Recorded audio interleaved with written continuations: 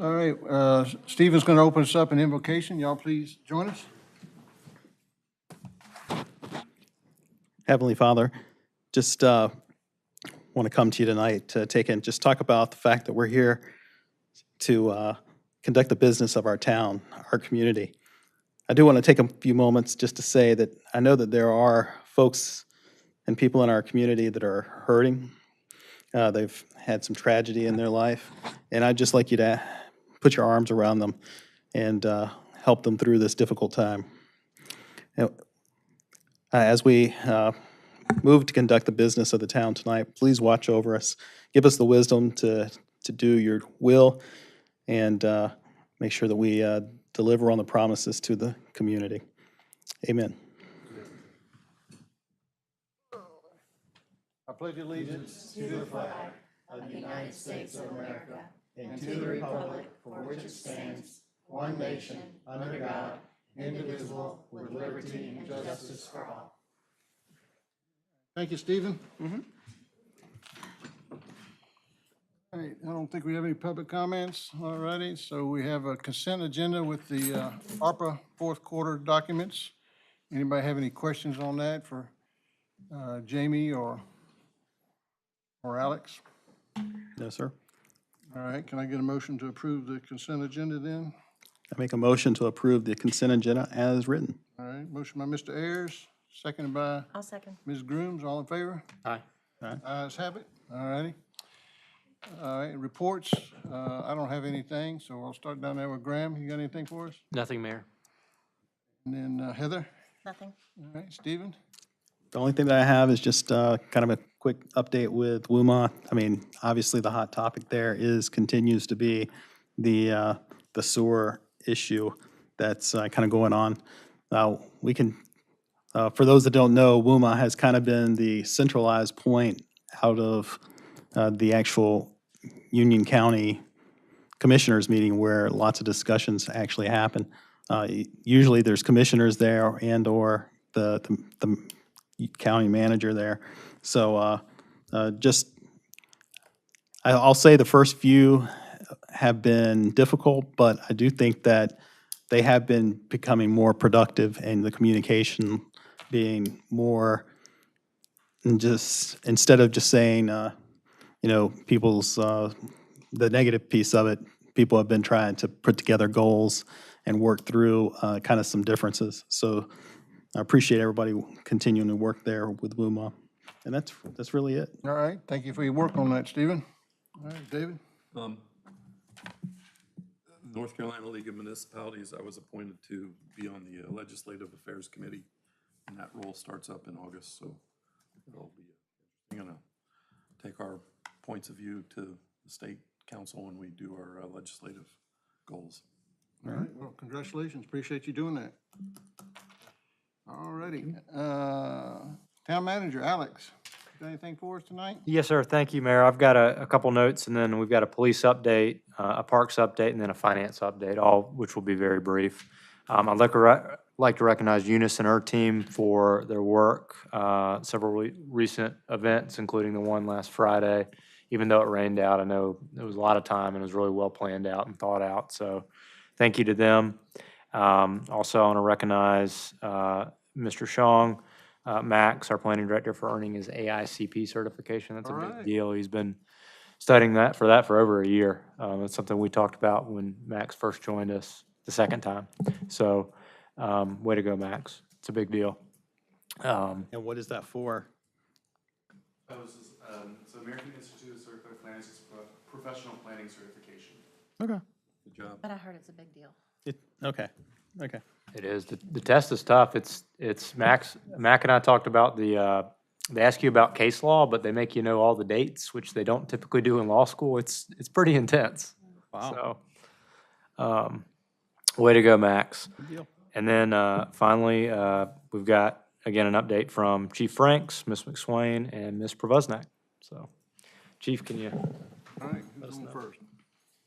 Mayor, Council, just a couple quick ones.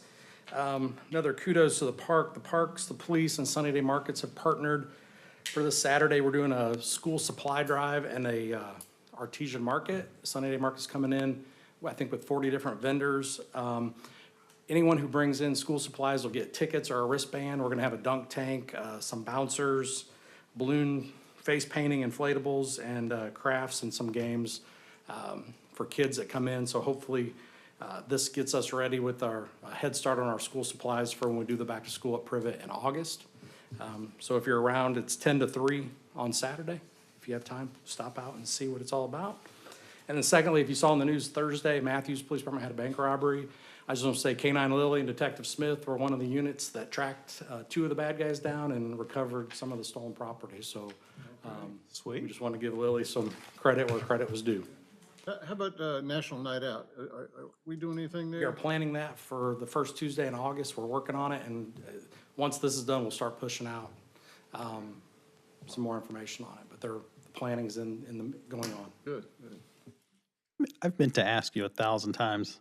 When I was younger, if the police drove through the neighborhood and there was kids out, sometimes they gave out like free movie passes. Do y'all do things like that? We haven't given out free movie passes, but I know 2 of our officers last week stopped and bought popsicles, and we're handing out popsicles in the heat. Not quite the same as a movie ticket, but yeah. Yeah, So, okay. I was just curious. yeah, They had to give those away for it fast. true. Thank you, Chief. All right, thank you. Eunice? Good afternoon, council. I'll be quick. I just wanted to let y'all know that the back playground in Stallings Municipal Park started demo today. So what we'll do is that comes down and then we'll start getting bids for a new playground to go in Stallings Municipal Park. So we're rocking and rolling with that. So just wanted to give y'all a heads up. It started self-demoing itself about 2 years ago. But Well, the picture looked like they were installing something. They're not? Nope, just they are taking it all out, taken piece by out. piece. Okay. Yep. That stuff is a hoss. I mean, it has stood the test of time, but it was definitely time to go. Yeah, so thank y'all. All right, thanks for the update. All right, Jamie? Evening, Mayor and Council. Just wanted to give you an update on the FY23 audit. So we had the first 3-day visit, which ended up being in 2 days, which is really great that they came in, came out. It was in mid-June. I'll also put this in my monthly report as well. But they reviewed internal controls and looked through the payroll system, looked through accounts payable and our invoices, and so far we're looking good. So I just wanted to get you guys aware that the FY23 audit is getting kicked off and underway. all right, All right. Thank you. Thank you, ma'am. Book Drive. Did you want to mention it? Just What's that? I'll let her say it. Our Parks and Recreation Committee tomorrow is during our first annual book drive in the park, and that'll be at 6 p.m. And what we're doing is just accepting donations for our little free library that's in Stallings Park. So what we'll do is collect books, and then us as a Parks Department will just put about 10 out of time a month, because we've noticed people take, but not necessarily give them back, which is okay. You know, people are getting books, but we're just trying to find a way to always have access for the community to grab something. So yeah, come on out or drop a book by my office if y'all can't make it out tomorrow. They're of all ages. We kind of just filter through to make sure they're appropriate in general, but doesn't have to be necessarily for a 5-year-old. So yeah, thank y'all. Yeah, I just wanted you to plug Yeah, it. no. So, yeah. All righty.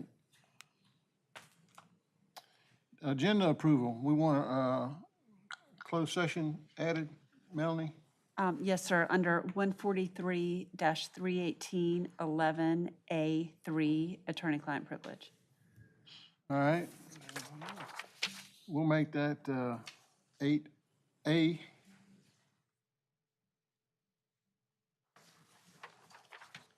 Any other change, or did we want to move number 6 to 3A, so Bjorn can get out of here and go home to his family? 6 to 3A and just move everything up one. Anybody else have any changes? No, sir. Can I get a motion to approve the agenda as submitted? So moved as submitted. Motion by Mr. Shoal, I'll second. second by Ms. Grooms, all in favor? Aye. Ayes have it, all righty. Bjorn, you're up. Appreciate you coming out tonight.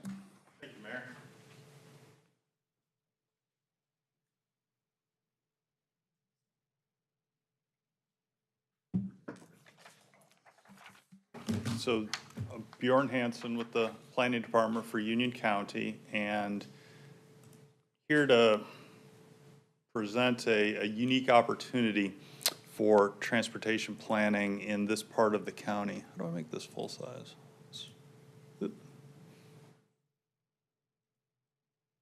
Okay, here we go.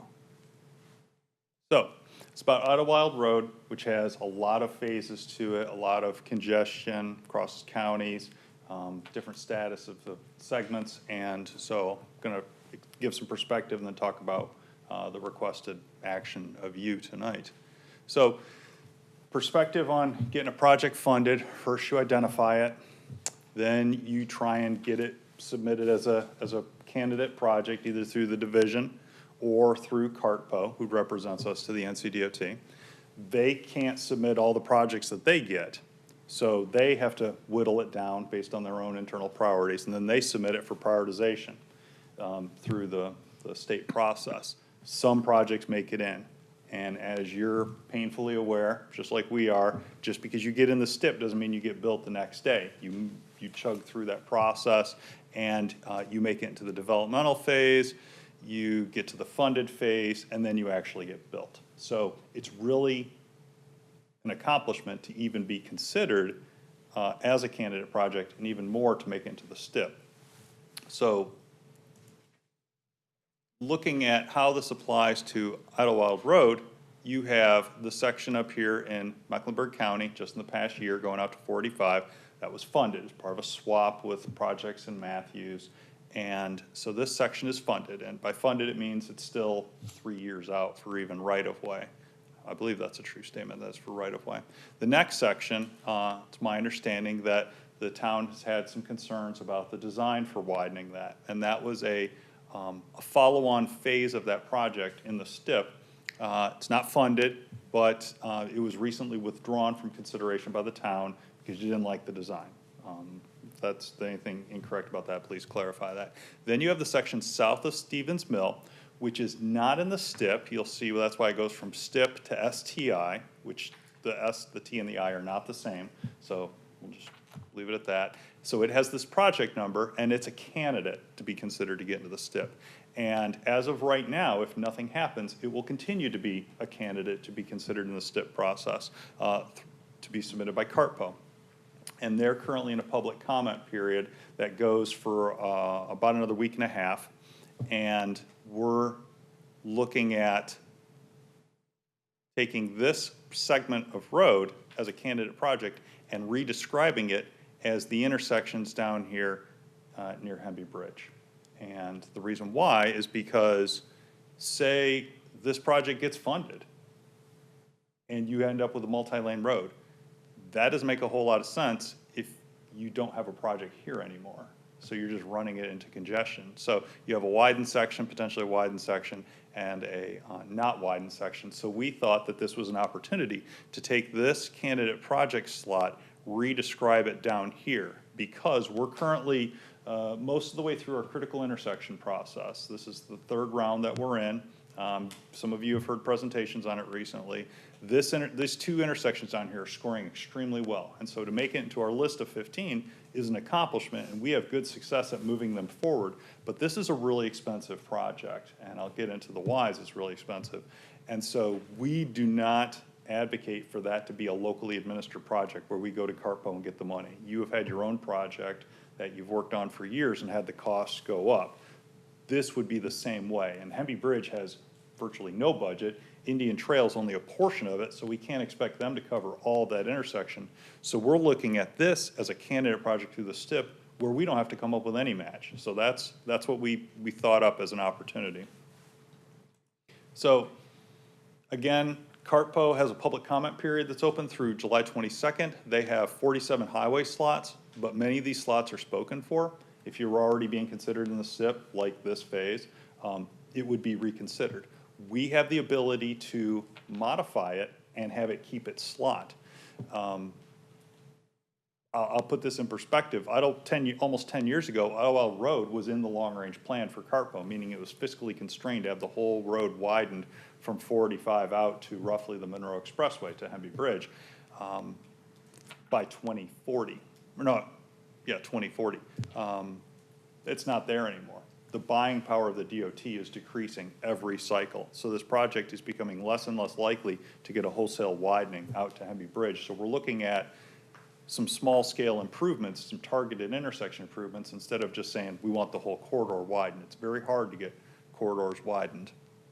So what has to happen between now and July 22nd is between Hemby Bridge, Indian Trail, Stallings, Union County, we have to agree on this change. And when I say Union County, Hemby Bridge is not a member of CARTPO. I presented to CARTPO in June, explained the needs of this intersection and how it's really expensive and we need to find an alternate way of getting it funded, and they agreed. And I've spoken with Kevin Presley, the mayor, and explained the situation and how we're members of CARTPO, they're not. Could we submit on their behalf if Indian Trail and Stallings agree? And he said, that's fine. So that's what we're working on, but I'm gonna be giving this exact same presentation tomorrow night at Indian Trails Town Council. But Stallings, why you matter, even though this segment is not in your jurisdiction, maybe you care a lot about that widening. That would be putting all this traffic into your town, and maybe you want this to remain the way it is. I don't think that's the case, and so actually this change might be a beneficial one, and that's why we're presenting it to you for information, asking for your endorsement of the amendment and any kind of letter of support you'd be willing to provide in the next week. Because I jumped a little bit, but here's the intersection to explain why we're trying to get it through the STIP process. So, you know, here's the the northern end of it at, is that Mill Grove? Yeah, and then to the south, right by the Bridge Restaurant, owned by the mayor, well, he's aware of that. You have this huge amount of floodplain right through the middle. You have very congested intersections. You got a sewer treatment plant, you have buildings, you have utilities. It's gonna be complicated, and we don't wanna touch it. Indian Trail doesn't wanna touch it. Hemby Bridge can't touch it. So getting it as a STIP project would be a big deal. And the analysis by the DOT is that you can't do one or the other. They act as a system, and you really need to improve both. They did have a preliminary design 6-7 years ago for a dual roundabout project. That's not to say that is the design, it's just explaining that's the type of thing that would be necessary to improve this intersection. So we would just submit it as improving these two intersections. We would not presuppose a solution. And You're probably going to go into it. And so, in terms of the municipal implications, this is more relevant for Indian Trail. You can see Indian Trail's in the blue and Hemby Bridge is in the gray. It touches both of them. More Hemby Bridge than Indian Trail, but this is where the Food Lion Shopping Center is. So it matters to them as well. And so, unless you have any questions, the requested action is to support modifying this project to just the intersections at Mill Grove and Indian Trail Fairview and the section of Ottawa Road between the two of them, and any kind of letter to that effect by this Friday. This would go to the Board of Commissioners a week from tonight, where hopefully everything will be locked down with good support, and we can present it to them. They can pass a resolution to this effect. We can submit it to CARTPO in time for their July 22nd deadline. Well, the key to me is what does it look like in between the intersections? Has that been discussed? No, there's no designs.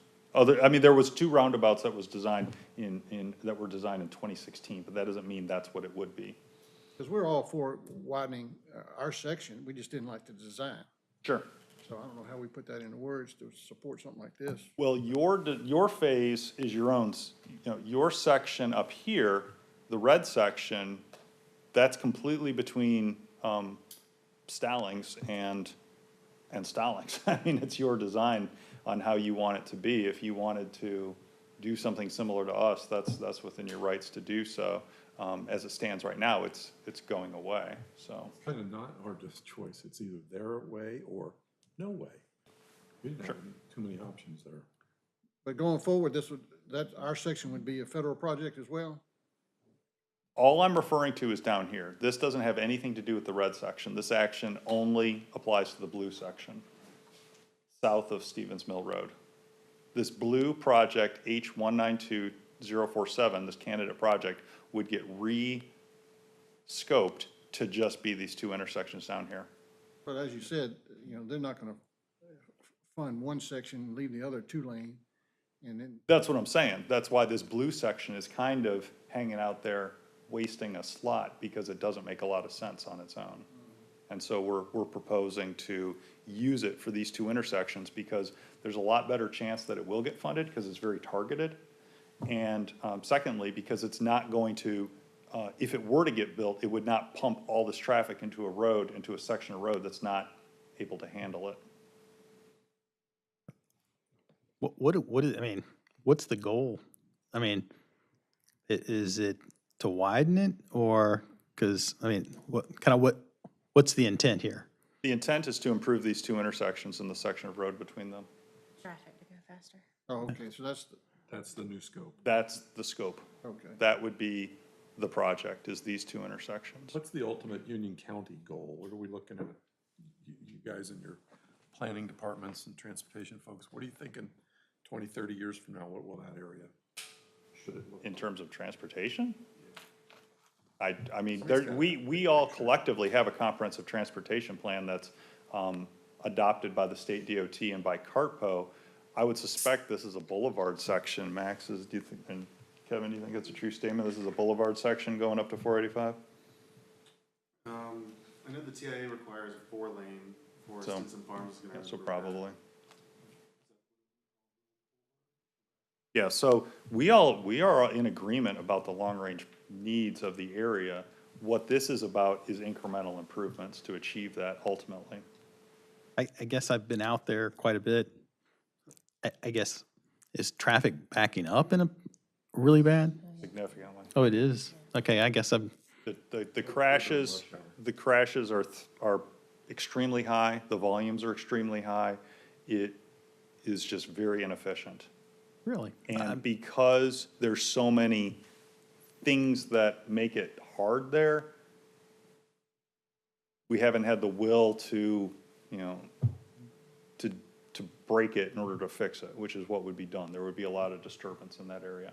I mean, I've eaten at the restaurant several times, and I guess I've always come from Stallings into here, so I guess I've never seen the backups. That was why I was asking. When we go to pick up the kids from Porter Ridge, we leave the house at like 3:50. We don't get past Hemby Bridge until like 4:15. Okay. So And one of the other I'll always benefits, sit there. I'm sorry, one of the other benefits of doing this project, the state DOT, in coordination with the State Emergency Management Department, conducted a study to look at what if flooding impacts of different intensity storms on sections of roads throughout the state, so that they could say, if you had a 50-year storm, how many feet underwater would this road be?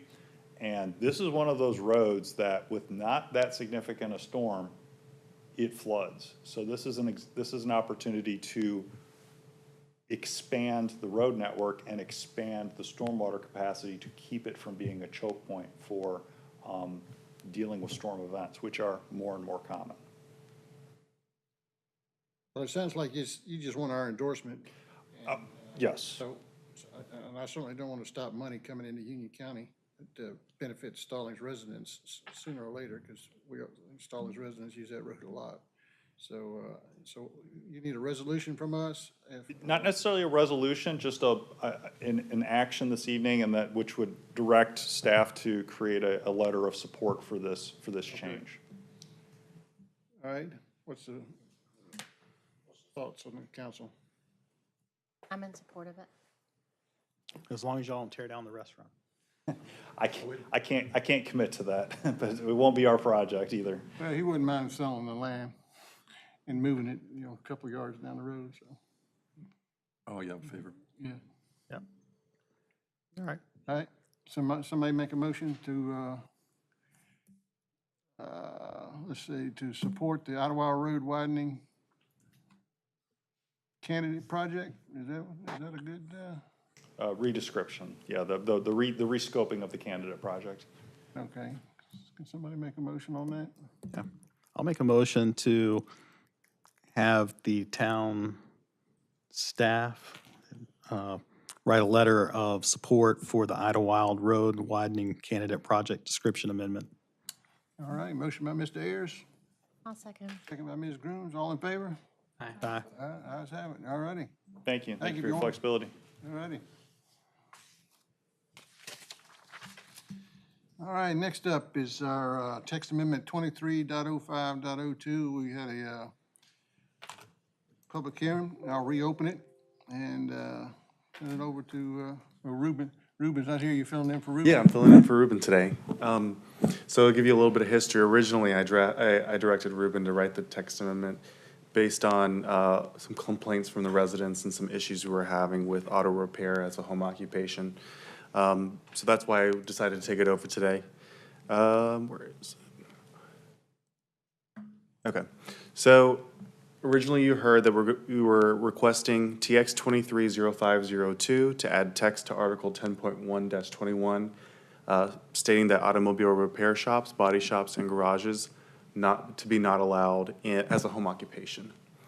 And I gave you a little bit of history on that. This doesn't change, the reasoning doesn't change, but we did include the entire home occupation language in this text amendment, so you were able to see it this time. Last time, we didn't include the entire language. And there were some things I do want to highlight in the home occupation text amendment. Let's see. So number 5, the main one is only one vehicle principally used in connection with the home occupation shall be parked or stored on premise. So we already enforced that. This won't change. This text amendment won't change that. And that would affect home occupations of all sorts. We are also adding, number 6, excuse me, is no equipment or process shall be used in connection with the home occupation that creates noise, vibrations, glare, fumes, odors, or electrical interference off premises. That's not changing as well. I just wanted to point those 2 things out that are already in place. So, the text amendment, What does that mean, only one vehicle? Because, I mean, maybe I'm, Like one customer at a time.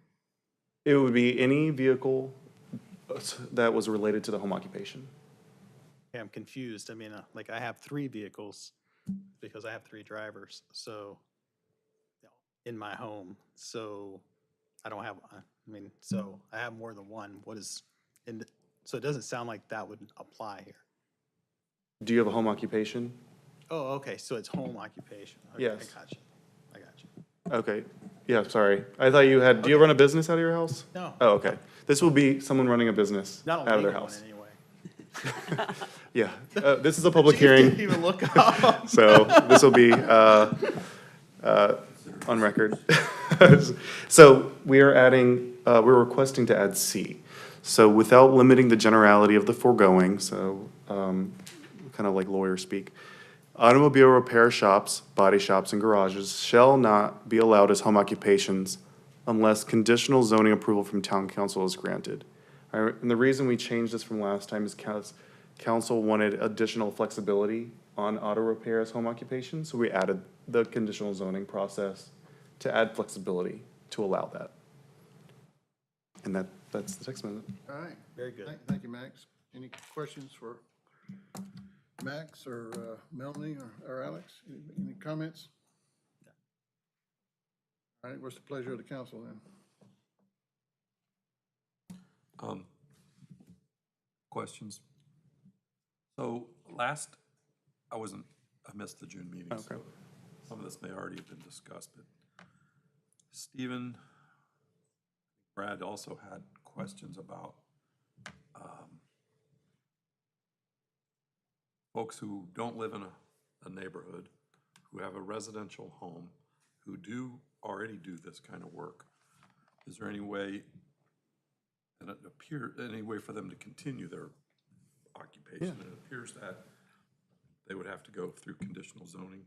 So me and Ruben did some research prior to tonight, and we have no home occupations on file for auto repair.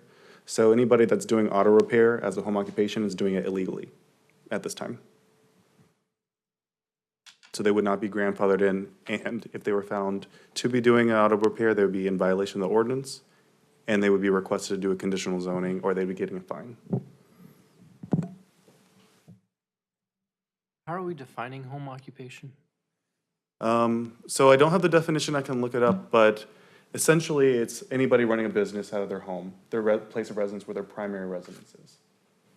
And putting you on the spot, is it like their primary business, or would it include just any business. any business? Okay. So like, for example, we had a home occupation where someone wants to bake muffins and sell them, and they bake them at their house, and then they sell them at a store. So they're using their house as a home occupation for that business. Do those folks have to be registered in some way? You said you keep track of that. Yes, we have a permit for use permits, which include home occupations as part of the use permit. I wonder how many people don't have a clue that that's required. Yeah, these measures have been in place for a number of years. So we could probably maybe do a blog post or some sort of campaign to make it more aware to the public, if the council so chooses. You mentioned the muffins, and I'm thinking, there's several folks in our neighborhood that do baked goods for, it's a business, but it's not a big business, but it is a business, so they would qualify that they should be registered. Yeah, so I would recommend if you know any residents like that, just have them contact the town to get the permit so they're not doing an illegal business. But, code enforcement is not going into people's houses and checking their business. So we do this mostly home occupations that are found out, like auto repair is based on noise, fumes, and complaints.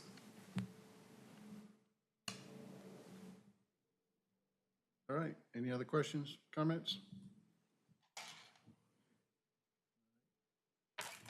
Motion on the text amendment 23.05.-02. All right, I'll make a motion to approve text amendment TX 23.05.02, modifications to the home occupation subsection. All righty, and I should have closed the public hearing, but I'll do it now. And then, any other further comments? Motion by Mr. Ayers to support text amendment 23.05.02. Can I get a second? Second. Second by Mr. Hall. All in favor? Aye. Ayes have it. Thank you. Thank you. Thank you, Max. All right, Eunice, event program. Thank you, Stephen. Statement of consistency and reasonableness. Thank you. I had it up. Excuse me. Oh, sorry, man. I'll read it real quick, the last paragraph. Therefore, the town council hereby recommends that the proposed text amendment is consistent and reasonable with the comprehensive land use plan adopted on November 27, 2017, based on the goals and objectives set forth in the document in promoting quality development and consistency with all state mandated land use regulations established through North Carolina General Statute 160D. The town council recommends to approve the proposed amendment and stated that the planning board finds and determines that the text amendment is consistent and reasonable with the key guiding principles, goals, and objectives of the comprehensive land use plan for the following reasons. One, this recommendation is a way to help maintain the safety, appearance, and property values of the community. Can I get a motion to approve the statement of consistency and reasonableness? So moved. Motion by Mr. Ayers, Second. second by Mr. Hall. All in favor?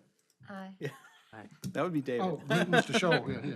I was Man, looking- I was looking at just you. insulted me here, Yeah, man. it's like, Hang on, I didn't hear Insulted you. Stephen say anything. Thank you, council. He's a ventriloquist. There you go. Motion by Mr. Shoal, second by Mr. Hall. All in favor? Aye. Ayes have it. All right, thank y'all. Now, Eunice, here we go. Hello again. I'll open the public hearing.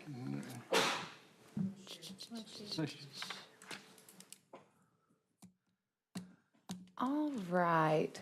So I'll try to keep this short and sweet. What the Parks and Recreation Department is trying to do is have a set event and program registration fee. So what we really want to do is start kind of bringing some stuff in-house that we kind of outsource. So for example, think of our Camp Gladiator, Fit for Mom, our tennis block program.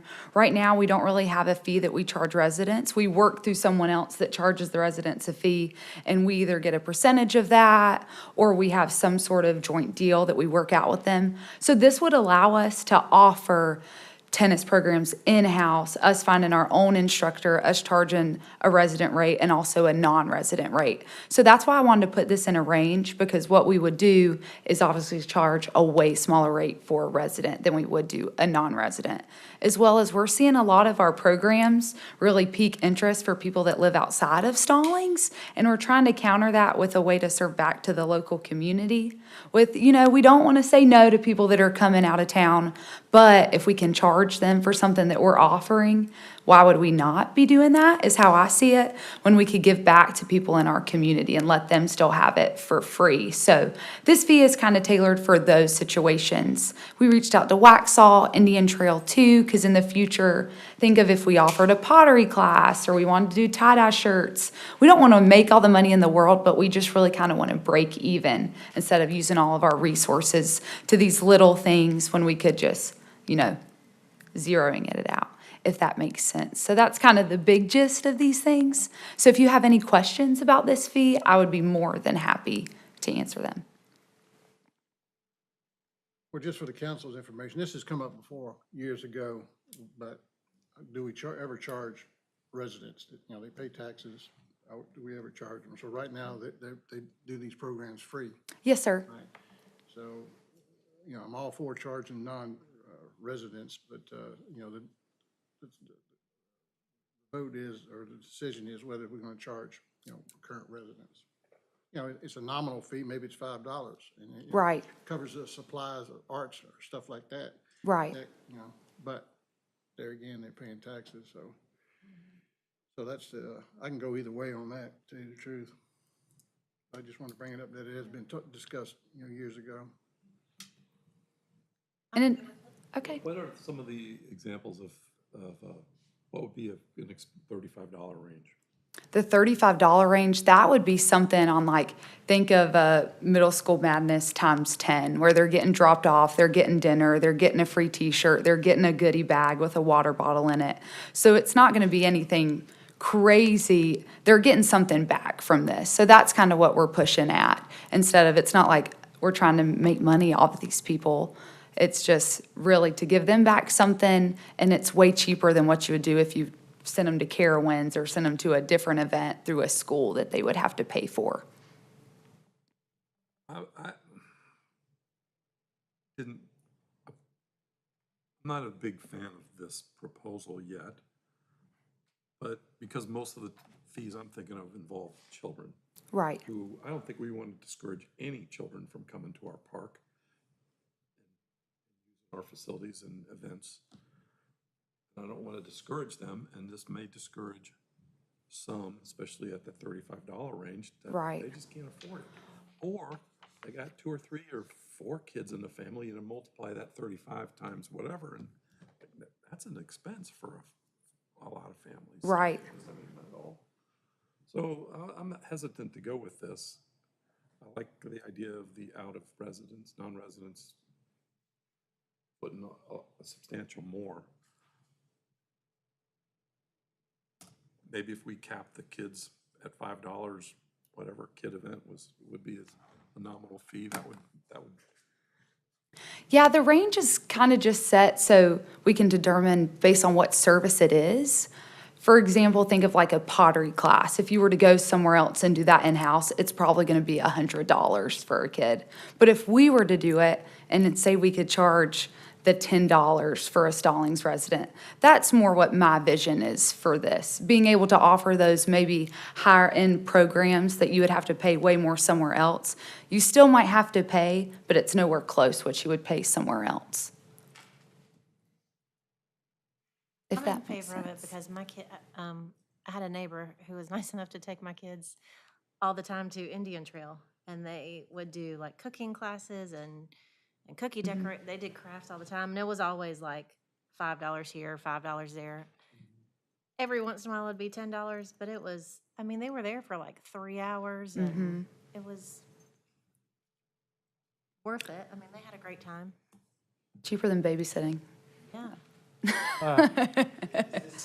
Is this also, I know in certain realms, sometimes we charge nominal fees mainly so that we have kind of a, people that are signing up just aren't signing up. If they're paying a little bit, if they sign up, they're actually not just taking a slot. Somebody's gonna probably show up if they paid. Is there, do we see that here? Yeah, back in COVID, when we did the Kits for Kids, I don't know if y'all remember those, but those were free to Stallings families. And that happened a handful of times where since they were free, people didn't feel like they wanted to come and pick them up. So that supplies kind of just is sitting on our shelves. So we do have that issue in the past. I mean, I know in several of the, like Bank of America type events, we've saw where we have to charge just a little bit just to encourage people, not just to go out there and go, oh, I'm just gonna sign up and take a, there's limited slots, and then all of a sudden you end up with 25% not showing up. Right. And we're one of the only municipalities in our area that doesn't charge for wristbands, bouncy houses, face painting. So all that stuff, we still definitely plan on keeping free. The balloon artist, I mean, you can come to an event, no matter who you are, and leave with something in your hand. This is just to offer something a little bit different for the community of a higher skill, rather than just coming to an event for 3 or 4 hours.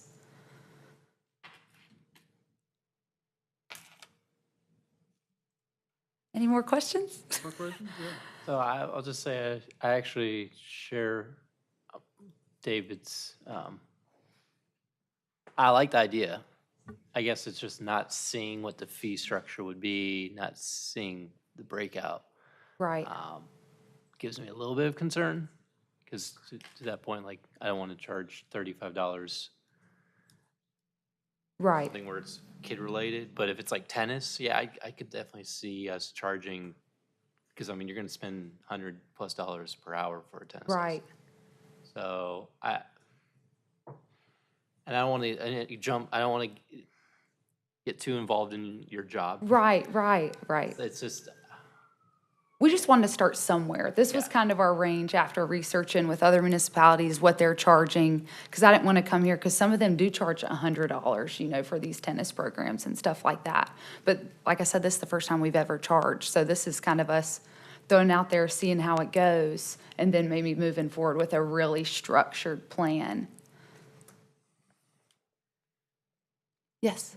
Speaking of tennis, so right now you have other instructors come, Yep. right, and rent the courts, and they can charge whatever they want? Yep. And they correct. can live wherever they want, and, Correct. They do a smaller fee for residents and then a little bit higher for non-residents, but it's maybe a $10 difference. and you all don't get any sort of percentage from that? No, so for example, Tennis Block this last season, what they did is they charged a standard rate, and instead they gave us 2 free camp classes for kids that couldn't afford it. That was my decision. And then what ended up happening is no one signed up for the camp, so no one received those 2 free spots. And Tennis Block got to keep all the funds from the camp. So that's just one example. Right, so the thought is, though, if you hired your own instructor, the town could decide what to charge. Correct. And then after expenses, the rest of it would go to, not as profit, but to Right. set off expenses for other events. Right, correct. Or be able to even sponsor kids that couldn't afford. That is something that y'all could move forward with as well. How would the money be handled? The payments? So to my knowledge, Jamie, correct if I'm wrong, it would just go into the general fund, essentially like a shelter rental would right now. Well, to dovetail on what Graham just said, not getting into your business that you know better than we do, why don't we just, Council, what if we just said, the Parks Department recommends adding, we recommended the Parks Department, we add an event and program participation fee.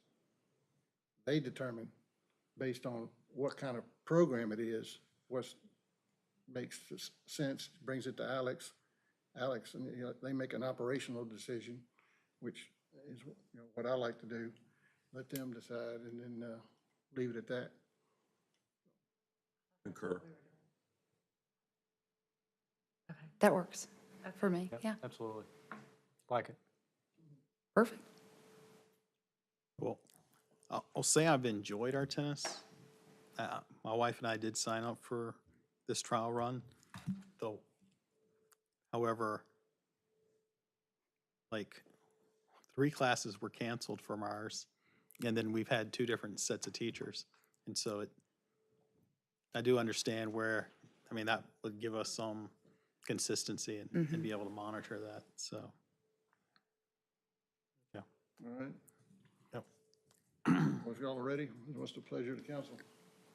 I'm kind of on the fence because I too, I'm kind of on the fence because on one hand, I see where charging for the kids would be okay, and then I'm sort of like, I don't like charging for the kids because it's something that they can come do. And I have to worry about, any type of money, and I don't know. Eunice, is charging, is that gonna allow us to do more programs? Exactly. It's going to let us advance what we can do for the community. So as of right now, we're kind of zeroing out our event budget. We're right there kind of at the cusp of it, our program, and we're doing these small programs. But what's happening is, people are signing up because it's free or not showing up. We're either running out of supplies or not having enough supplies. Or we couldn't pay someone to come out and, say, run a pottery class and not charge, and it would end up costing a really big chunk of our budget. So that's kind of answers your question, I think. Thank you. You're welcome. Yeah. But to go back to what the mayor said, I think it would be us thinking of the idea, planning it, and then getting Alex's approval before moving forward with something that would be not in the pleasure of the council. I'm okay with this now. I think you convinced me. But I think us having this discussion of our concerns with everyone and listening to those concerns, that you'll perfectly fine it. Working through the fees that you need to have and keeping council and the community happy. Yep. Yes, sir. Covers our cost. We don't want, Yeah. Yep. David, you want to make a motion? All right, make the motion to approve the event and programming registration fee changes and additions. Second. Motion by Mr. Shoal and second by Mr. Hall. All in favor? All opposed? All right, ayes unanimous. The Thank only- you. Only thing that Councilman Griffin, you don't know him, I don't want to compete against a Stallings business that happens to offer pottery lessons. I don't think there is one in Stallings, Right. but, a balloon, I just don't want to compete against. Right. Hopefully, we can have those people out at the park that Yeah. do have those Hopefully, businesses that's in right. Stallings. Yes, sir. Just I don't wanna agree. Compete against them. And if y'all know anybody, send them my way, please. All right. Thank y'all. Thank you, Eunice. All right. Max Silverline. Hey. So again, okay, this is Bjorn's. Find it, all right. All right, so, hello, council. So, as you know, we were awarded the CRTPO grant, a transportation grant, to update our comprehensive land use plan, small area plan, and incorporate transportation-oriented development overlay in our ordinance. We have selected a consultant, and we are currently drafting a contract out right now. And to meet the grant deadlines, we would like to request that the town manager be able to sign the contract for whatever the amount was budgeted, up to $125,000.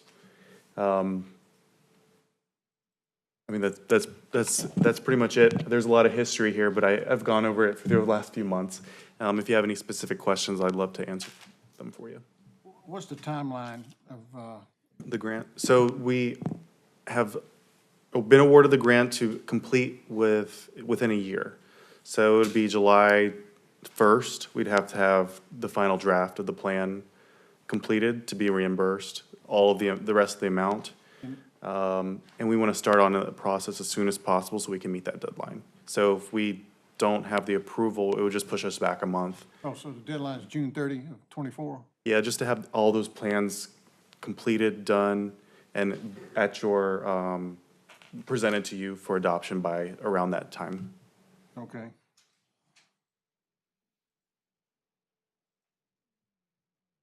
So I had a question, actually, asked Alex earlier, but how does the grant work? Is it that we get $100,000 or is it we have to spend a certain amount and then we get reimbursed? Yeah, so you would have to spend a certain amount. It's 80-20% match. So whenever we spend, let's say, it's not 125,000, it's 100,000, we'd get $80,000 back, but we'd spend technically 20,000 out of the budget. So we just have it budgeted up to 125. So whatever we do spend, we would get 80% of it back from the CRTPO grant.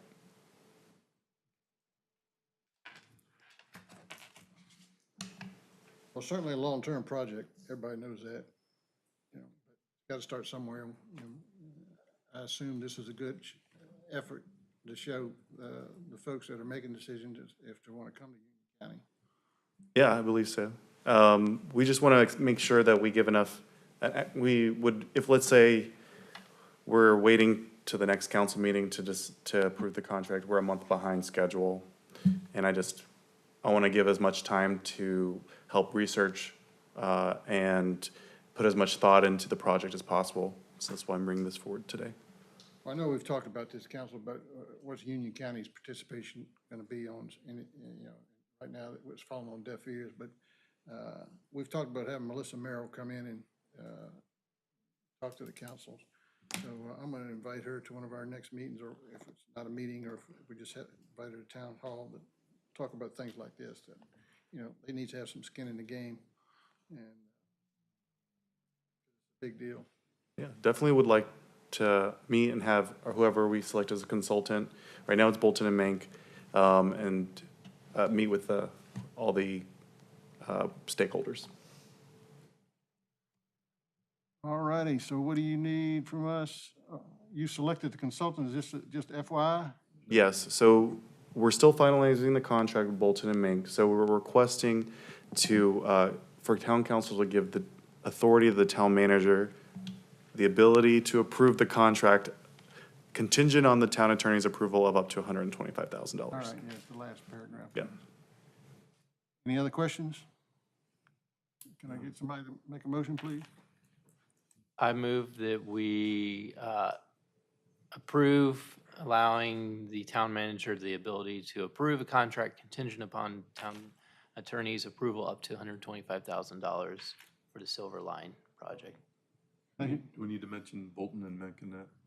All right, motion by Mr. Hall, Second. second by Mr. Shaw, to support the selection of Bolton and Mink as a consultant. All in favor?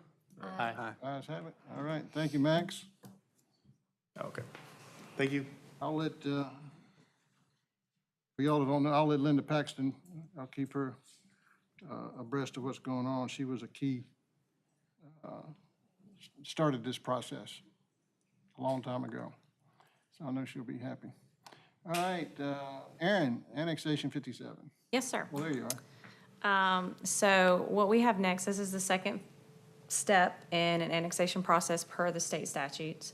I have investigated the petition and am certifying here with this certificate. There's nothing you need to do here. I just have to formally present this to you.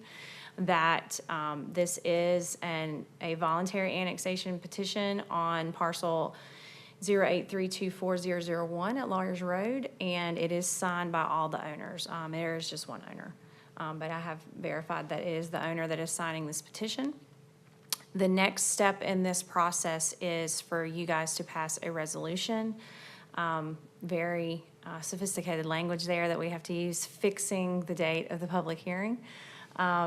So this resolution, all it does is set the public hearing date to our next council meeting, which is on August the 14th, 2023. It also has to give the meets and bounds description, which you have here, and it is for the same parcel for 1.23 acres.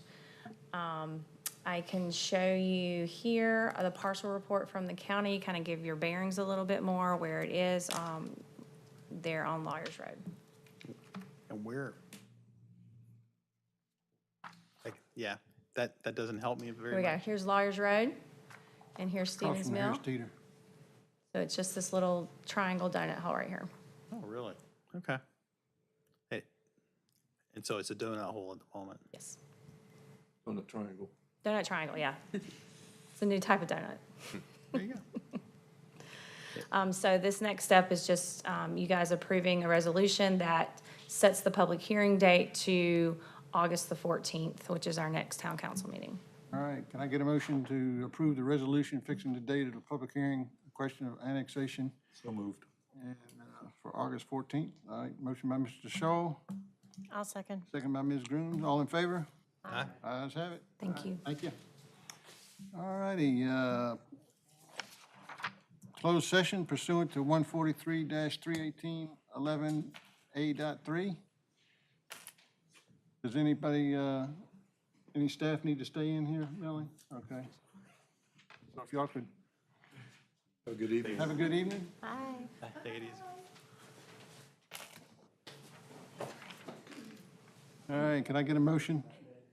I move that we move into closed section pursuant to 143-318-11A3. ditto. All right. Motion by Mr. Hall, Invite Melanie. And invite our town attorney, Melanie Cox. Okay. Yeah, she- It's per attorney-client privilege, so you Yeah. can't have it if I'm not. Yeah. and a second? Second. Second by Mr. Ayers, all in favor? Ayes have it. I'm the one that messed that up. All right.